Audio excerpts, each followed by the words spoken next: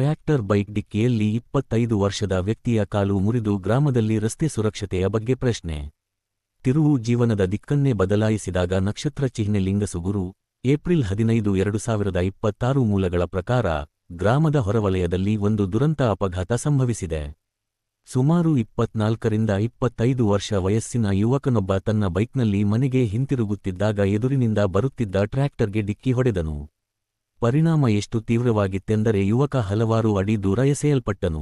ಇದನ್ನು ನೋಡಿದ ಹತ್ತಿರದ ಜನರು ಸ್ಥಳಕ್ಕೆ ಧಾವಿಸಿದರು. ಬೈಕ್ ಕೂಡ ಅತಿವೇಗದಲ್ಲಿ ಚಲಿಸುತ್ತಿತ್ತು. ತಿರುವು ಕುರುಡಾಗಿತ್ತು ಮತ್ತು ಇಬ್ಬರು ಒಬ್ಬರನ್ನೊಬ್ಬರು ನೋಡಲಾಗಲಿಲ್ಲ. ಡಿಕ್ಕಿಯಲ್ಲಿ ಅವರ ಬಲಗಾಲು ತೀವ್ರವಾಗಿ ನಜ್ಜುಗುಜ್ಜಾಗಿತ್ತು.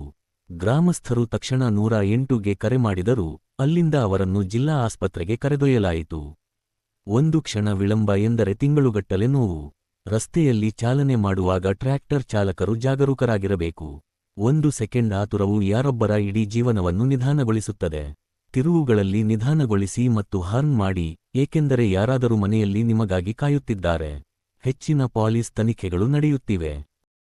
ಹೆಂಗಿಲ್ಲ ಟ್ರ್ಯಾಕ್ಟರ್ ಸ್ಟೇಟ್ ಬರೋದಿದೆ, ಬೈಕ್ನಾಗ ಹೋಗಿ ಟ್ರ್ಯಾಕ್ಟರ್ ಹೊಡೆದಾನ, ಅದಕ್ಕೆ ಹಿಂಗೆ ಪಲ್ಟಾಗಿ ಬಿದ್ದೈತೆ. ಅದು ಲೋಡ್ ಗಾಡಿ ಅಲ್ಲ, ಬ್ರೇಕ್ ಮಾಡ್ಕೊಂತ ಡ್ರೈವರ್ ಹೋಗಿ ಎದುರು ಹೊಡೆದಾನ, ಬೈಕ್ನಾವ ಬಿದ್ದುಬಿಟ್ಟದ.